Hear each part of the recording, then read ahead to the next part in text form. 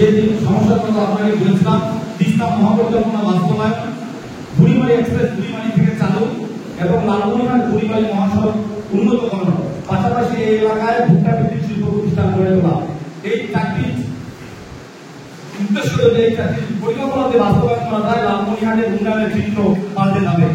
হাতীবান্ধার এমন অবস্থা, মাদক হাত বাড়ালেই মাদক পাওয়া যাচ্ছে। হাতীবান্ধার সবচেয়ে সহজ পণ্যের নাম মাদক। এই মাদক নানাভাবে প্রশাসন চেষ্টা করছে, কিন্তু মাদক নির্মূল করা সম্ভব হচ্ছে না। দুঃখজনক হলো সত্য, এই মাদকের সঙ্গে আমাদের সাংবাদিকদের একটি অংশ, জনপ্রতিনিধিদের একটি অংশ, পুলিশের একটি অংশ, রাজনৈতিক দলের একটি অংশ প্রত্যক্ষ বা পরোক্ষভাবে জড়িত। আমরা সবাই এমনভাবে মাদকের সঙ্গে জড়িয়ে গেছি একটি অংশ, যেন মাদক একটি সামাজিক ব্যবসা হয়ে গেছে।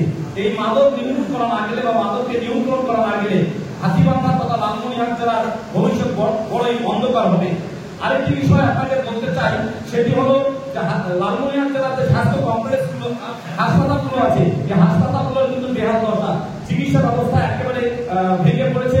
সরকারি যে ঔষধ দেওয়া হয়, এই ঔষধগুলো কিন্তু বিতরণ করা হয় না। পাশাপাশি রোগীদের জন্য যে খাবার বিতরণ করা হয়, সেই খাবারগুলো একেবারে নিম্নমানের।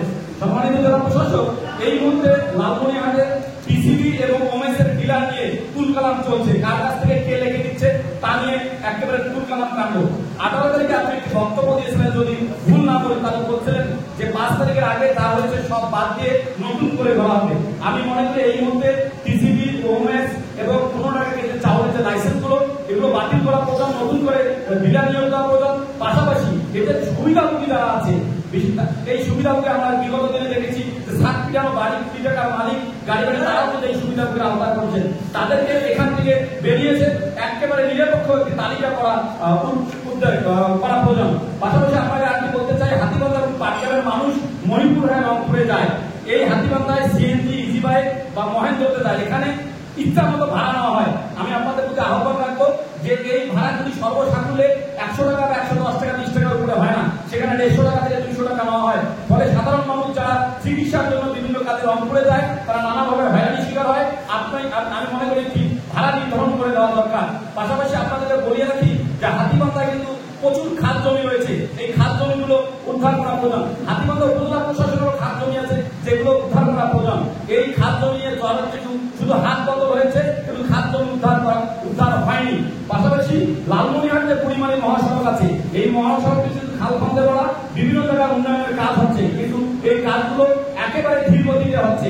এই কাজগুলোকে জনসড়ক জনপথকে যে চাপ সৃষ্টি করা যায় না কেন, যে কাজগুলো যেন দ্রুত হয়, কারণ মানুষের চলাচলের প্রচন্ড ভোগান্তি হচ্ছে। কারণ আপনাদের জানিয়ে রাখি যে বুড়িমারি স্থলবন্দর একটি বন্দর আছে, সেখান থেকে শত শত ট্রাক আছে।